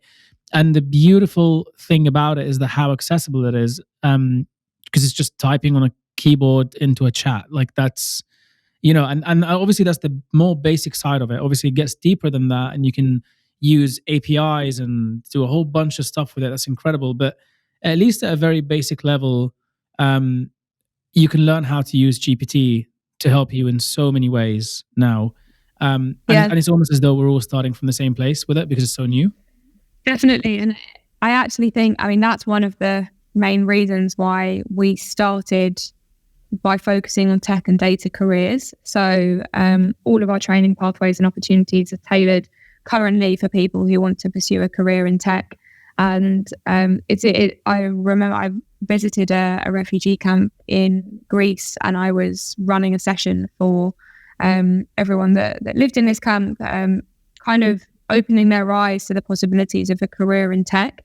And I think when you first hear the word technology, it feels really inaccessible. And obviously you do have the challenge of actually having physical access to, internet, and to some kind of device. And there are obviously charities and some of our partners that are tackling that. But there is also huge opportunity in the sense that the volume of e-learning resources and training programs that are free and open to anyone that exists in the tech and data space doesn't compare to other industries. So providing people have that device, then we're able to actually connect them with the users and training to help them actually make their kind of first step in that path. Not to mention, obviously, as well, yes, AI obviously is potentially changing the type of tech jobs that are out there, but there is still a growing demand for tech and data jobs. And also even from the remote perspective, when we consider the geographical mobility and global requirements of our user base, being able to specialize in an industry where there are remote opportunities is also hugely important. So all of those trends in level access that we're seeing in AI, I think are also visible in the tech space more broadly, which is really exciting. It's a really good chance to disrupt this market and really level the playing field. Yeah, incredible. And I guess with that as well, I did mention earlier with access to a keyboard, and definitely should be conscious that some people don't have that, and providing that accessibility is very important. But also I mean, I'm aware, by the way, and this is something we take for granted a lot in the West, actually. We think that everybody has smartphones all over the world. That's just simply not true. There are people that are still using phones that can call and text in many parts of the world, and finding ways to be able to work with that as well is very important, and support people that don't have access to the technology that we have so available is definitely very important. Providing people have access, like you mentioned, to those things, and finding these courses, I guess being able to find to have a platform or a place where I can find trusted sources of information that I can use to actually upskill myself in some way is really important.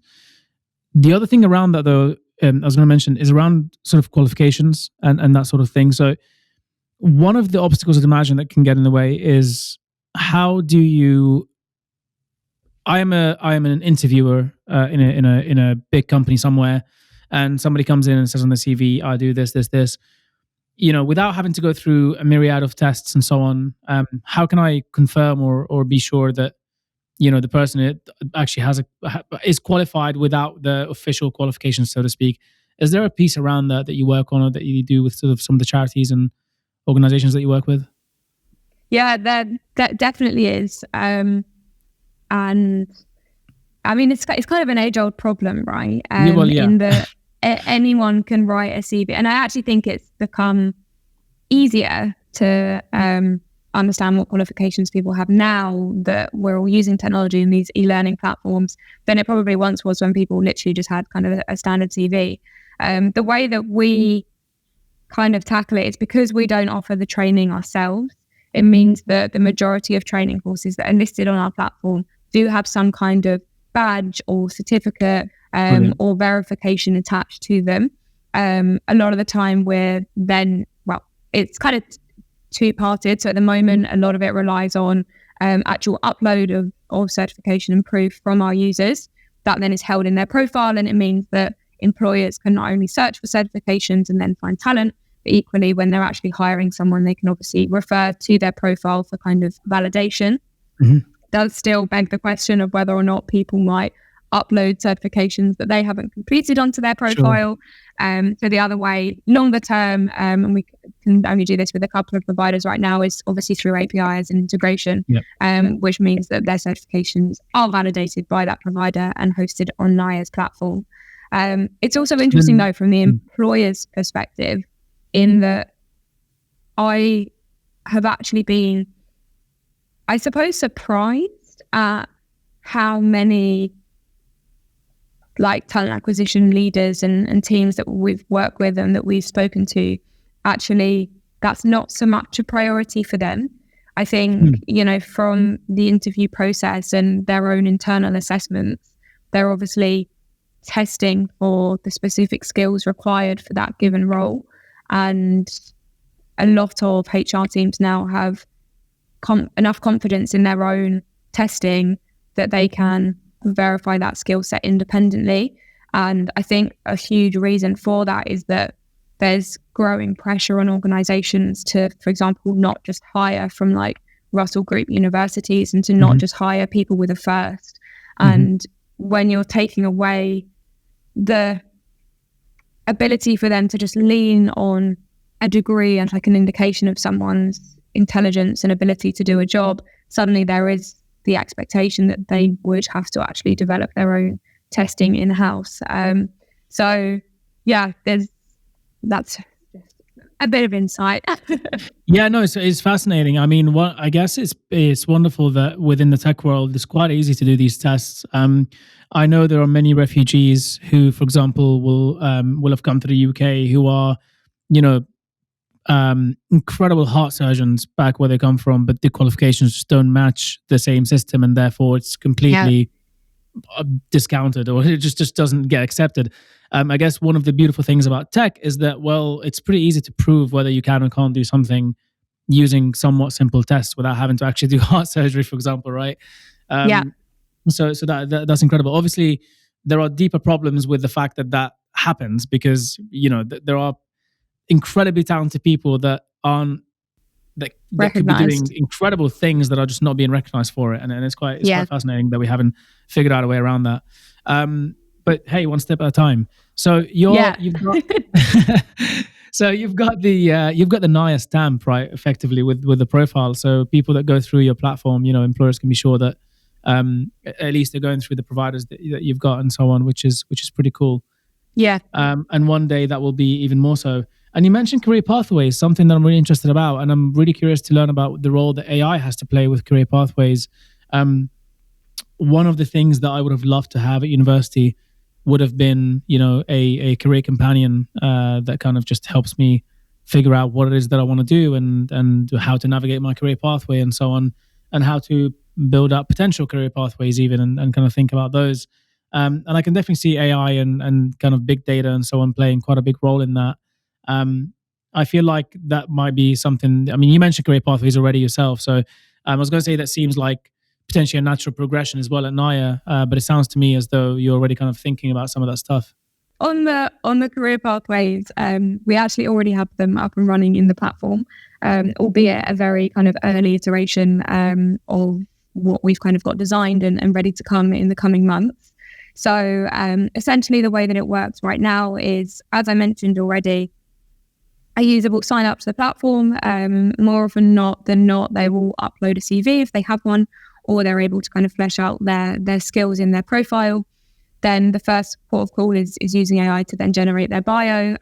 And the users are also able to start feeding their career pathways by actually telling their bot, if that's what you'd call it, what kind of job they would dream of having.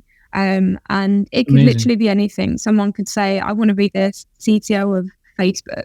And depending on the role, the seniority, the industry, the type of organization that company is, it will then help to kind of basically break down what kind of role that person aspires to hold at some point in time. And then it will take, based on their profile and their existing skills and where they are today, against the kind of longer term skill requirements that are needed for not just that job at some point in time, but also the career steps to get there. So kind of natural progression. And at the moment, our career pathway will then match them to what the most relevant training is. So all free training programs. The biggest advantage is that it's obviously multi-vendor. So rather than an individual just going onto like one training website and completing whatever courses they think is best, we'll be pulling from different places. So it might be that you start off by doing an entry-level course from IBM, for example. They have a lot of free training. And then you specialize and do one from Salesforce and then one from AWS, because you need to have both of those kind of, skill sets to then keep going in that career. And then it will also weave in job recommendations. So that's what it is today. The next phase of development is looking also at like salary expectations, and also making sure that, because there's a lot of people that also don't know what job that they want, and obviously that is okay, and we need to make sure that the tool is also designed to offer recommendations of roles based on what we're seeing as demand in the market. So if there are skills gaps right now in a certain area, then obviously that means that it's going to become easier for someone to break through and find, a well-paying job in that field. So based on their skills and those gaps, it might then start by offering, have you thought about this option, this option, this option, this option? And it's basically kind of like a mind map. Someone can then select on one option and see what their career pathway would look like in that sense. And also then starting to weave in the networking piece and the mentorship and the events. So currently they're held on a kind of separate area of the platform, but also bringing people into like group chats of other people that are on a similar stage of their journey, and then connecting them to a mentor of someone who is perhaps 2 steps ahead on a similar kind of career path. So yeah, just I guess trying to be that career advisor that so many people don't have access to. Gosh, that sounds incredible. You're basically building the ultimate kind of sort of career super app that I've always dreamt of having, which is fantastic. It's amazing.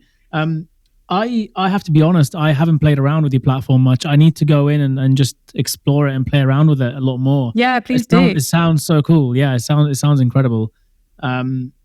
Plotting career pathways as well is just something that sounds really fascinating. And I guess the more and more data that you can collect as well, and that you can have on how people have successfully navigated certain career pathways, the better informed the AI becomes over time, right? On how to recommend and suggest and so on in the future. And that in itself as well is just incredibly powerful. Same with the training programs as well. So a lot of our training partners, so they'll pay to use the platform because they also want insights into how many people have got jobs after completing certain training pathways and certain training programs, because it then enables them to refine the curriculum and obviously optimize that for the end user. That's incredible.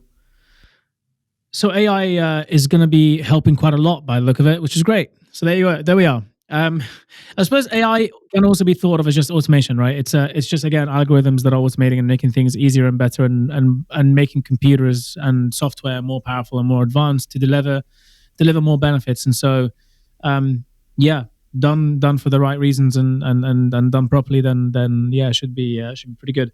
I wanted to ask you around, you just mentioned sort of the training providers and so on. This may be a little bit kind of extrapolated from the world you're in right now, but just kind of curious to hear your thoughts, given that you're so involved with this world of career pathways and training and so on, universities and, traditional education and so on. Is that something you think about at all, just in terms of kind of like where it's going, where it could go, where it might go, how it's affecting any of this stuff, and not to be too on the nose, but how necessary is it in some cases and so on. Yeah, curious just here. Do you ever think about that at all, or is that something that you two focus on kind of what you're into right now? Yeah, I think it definitely sits kind of on the periphery of the world that we're operating in. I think obviously in the tech and data space, as we've said, there's so many different training courses out there that the hope is that actually people who perhaps don't have access to, strong school systems and like higher education institutions would still have a good opportunity at kind of thriving in a career pathway. I think obviously it varies from sector to sector. I can't imagine that, training in like as a doctor or a dentist or a vet is going to quickly jump online anytime soon. I also think personally I hold quite a strong opinion around the kind of education sector, just from my own experience, in that I was always someone through school who really thrived in kind of more active learning environments. So I chose to go to university, but only under the kind of premise that I would do a very specific course. So there's a business administration course that I did at Bath University, and it was very hands-on in the sense that it was a 4-year program, but you spent lots of time in work. So you had more than one work placement. You also had the opportunity to go and study abroad. And so despite the fact that you're obviously completing a degree, there were so many different elements along the way that meant that you were able to learn and apply that learning to kind of a different setting. And actually, I did the study abroad piece, and I studied in Canada, and they have a completely different approach to education, which was brilliant for a mind like mine, in that it was all active. It was all around like contribution, presentations, actually thinking about the business application to like real examples, engaging with local business owners, running projects for them. So I think that there's definitely going to be a time, probably quite soon, where there'll be a real shake up in the space. Hopefully it just means that from Naya's side, obviously it's giving more people access to really great quality education, because it is the biggest mobilizer, hence why we're now so focused on making sure that the training is a part of what we're offering. That's really incredible.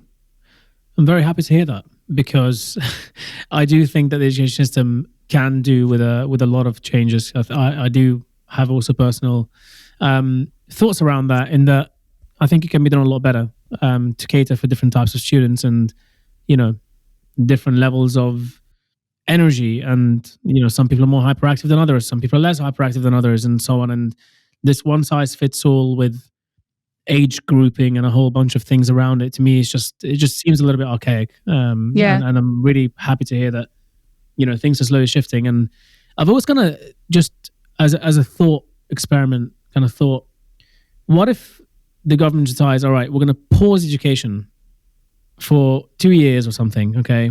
Sorry, but a bunch of you are not going to have school for 2 years, and spend that time just completely rethink the whole thing. So somehow figure out how to work with all of the staff and all of the organizations that deliver, all of the councils and so on, get them together to somehow figure out what are the problems, how can we fix it, what sort of better models can we come up with? Because it feels to me as though they're too busy delivering the current system and they don't have enough time to think about how can we make it better. So if we just pause it for a couple of years and just kind of, obviously it's unrealistic, right? But that's why it's a thought experiment. That's also why I'm not working on an education board or anything like that. But yeah, but I've always just kind of thought, if we did do that, I wonder what sort of process or approach would come up with, what system would come up with, and I wonder whether it would be similar to the one we have now or whether it would be quite different. Yeah, I also think you need to. It's all well and good getting the people who are delivering the teaching and everything together, but also bringing not only students, but people who perhaps haven't had the best experience in the education system, and actually bringing them into the conversations and understanding why our education system isn't serving them and what their ideal would look like. Because, you even look at the difference between Gen Z and millennials, and when we hear HR teams talking about the differences in hiring and how they're actually engaging these kind of different age groups, it's crazy how the kind of the differences in how they're attempting to tackle that as an organization. And businesses are forced to constantly evolve, because without that evolution, they're suddenly going to see their talent pipeline run dry. Whereas because of the way that it's instilled in you, I mean, certainly here in the UK, that you're going to work your way up through some kind of education structure, right? It means that perhaps you're not as open to other options. I mean, I went to a good grammar school, albeit a public school, but the expectation was that everyone went to university.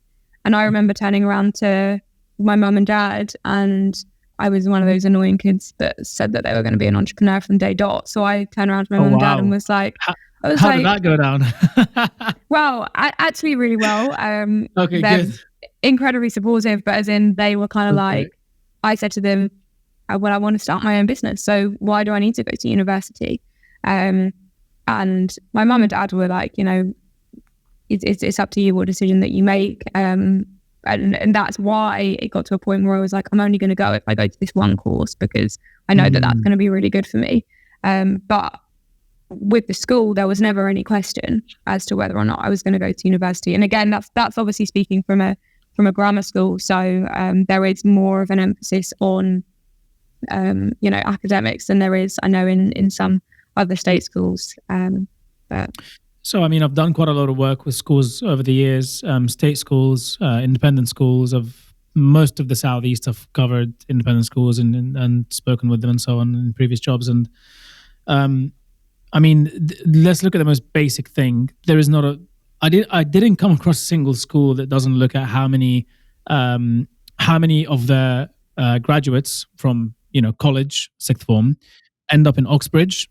Yeah, exactly. And what percentage end up going to university and what percentage don't. And so there is definitely a big pressure in terms of how their success is measured through Ofsted and otherwise, around, well, how many of you end up going to university and which university? Are they Rosser Group? Are they top unis and so on?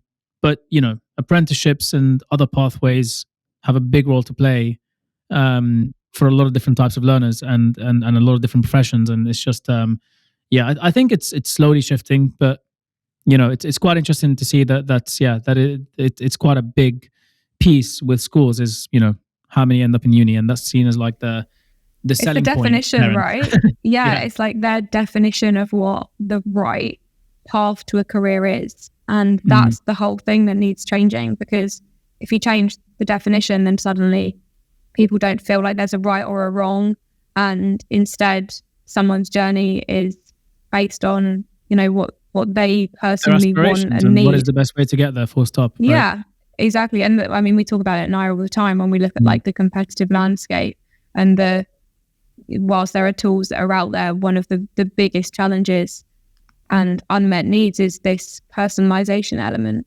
and this moving away from this one size fits all for careers and enabling people to actually craft their own path and whatever works for them. It's I could talk about it for hours. No, but it's incredible. And I could listen to you talk about it for hours because it's such an incredible mission and something that is actually quite close to my heart. And so I'm so happy to see that there is a company out there and a group of people that are so enthusiastic and just willing to go and grind and do what needs to be done, in a positive and amazing way by the sound of it as well, by the way, even internally as a culture, and then just to kind of solve that problem. And speaking of that, I wanted to ask you, what is your personal why? You could be working in climate, you could be working in private equity or whatever and making a lot of money. You could be doing so many things right now.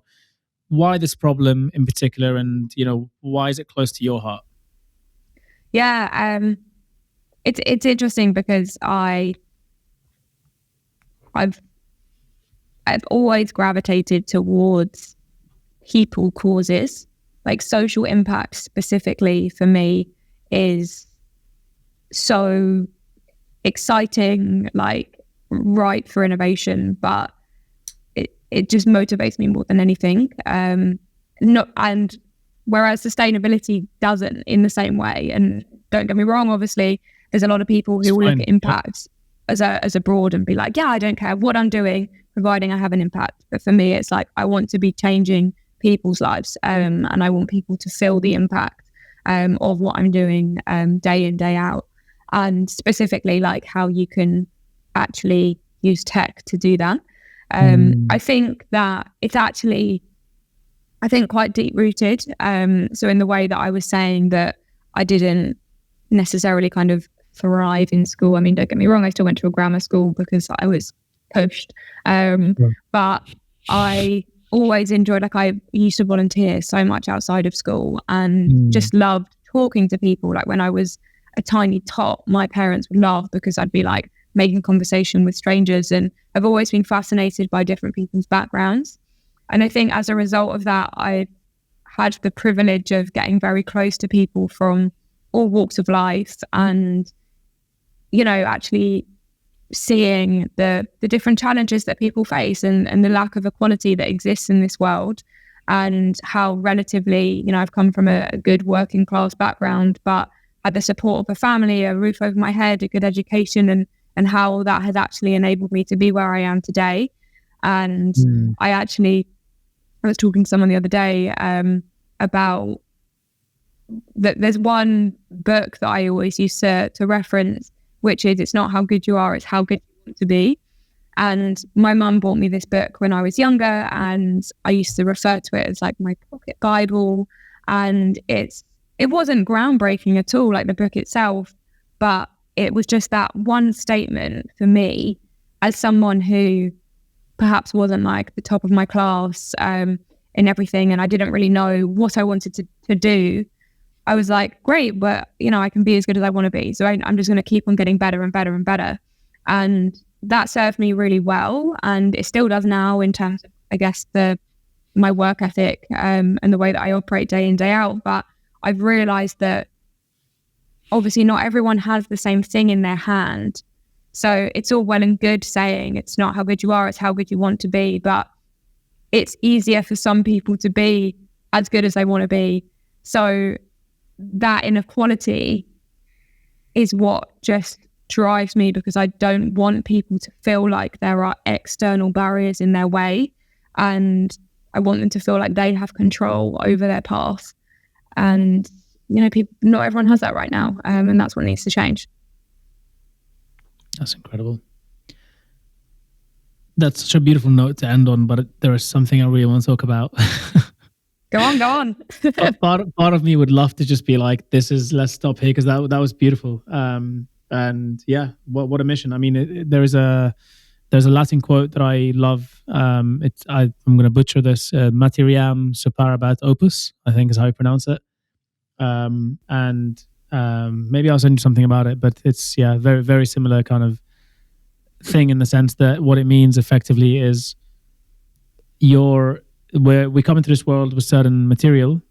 So we come into this world with certain things that we have, genetics or otherwise, and it's not necessarily that matters, but what matters more is what we do with it and what we achieve with what we're given effectively, or what we have around us. And so it's not how good you are, but it's how good you want to be. But what you're also changing is that you're just helping everyone kind of get better material to begin with, which is incredible. I really wanted to ask you, just because it's something that I would love to talk about, even if briefly. It's just, you could have done this as a charity or a not-for-profit instead of a business, and you've got experience with non-profits as well, right? Why did you choose the path of doing this as a business as opposed to doing it as a charity?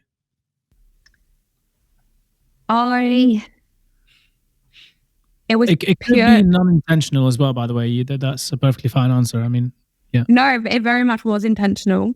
Okay. And it's not to do with like, I think a lot of people assume that when you're building a for-profit business in an impact space, it's because you're motivated by money.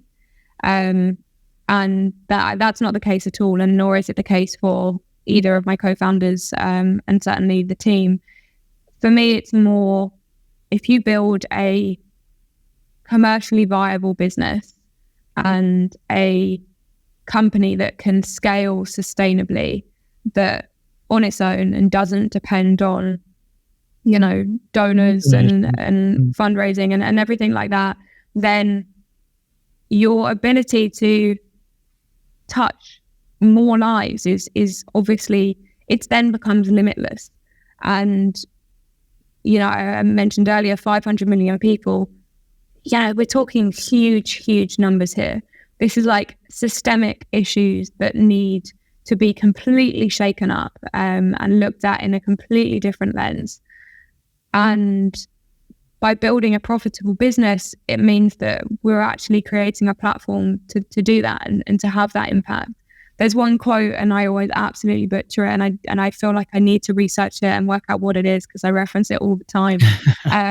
But it's something along the lines of like, you donate £1 to charity and it has one life, but you donate or invest £1 into a organization that has the impact of that charity, and suddenly the life of that pound goes on and on and on and on, because it's the way that your business is designed.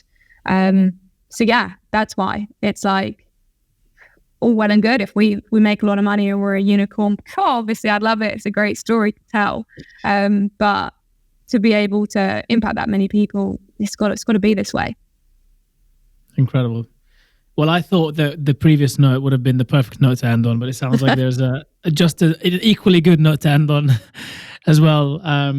Holly, I wish you the absolute best of luck. Not sounds like you don't need it, but I wish you anyway with reaching your goals of helping 100 million people through the platform, and everything else that you set your mind to. Thank you so much for making the time today and coming on. It was such a pleasure to have a conversation with you. Thanks so much, Mo. Time's absolutely flown. It's been a real pleasure. Really Thank has. you. I'm glad it's a two-way thing. Thank you very much for coming on, and wish you all the best of luck with the future. Cheers. Thank you. That was Good for Profit with your host, Mo. Thank you very much for listening. To support us, please like, share, subscribe, and send it to whoever you think will benefit from this episode or will be interested in listening to it. We are, of course, in the early days and we're trying to grow the podcast. And so every share and every like and every comment does go a very long way for us. So thank you very much for listening. And if you have any feedback, please let us know if you'd like certain topics covered, or if you have entrepreneurs or investors or ecosystem leaders that you'd like to see on the podcast, feel free to get in touch with us. The link will be in the description below this episode, where you can leave feedback and also get in touch with us to let us know if there's somebody you'd like to see on the pod. Even if you have no direct connection with them, just let us know and our team will get on it to try and get them on here. Thank you very much for listening once again, and hope to see you in the next one.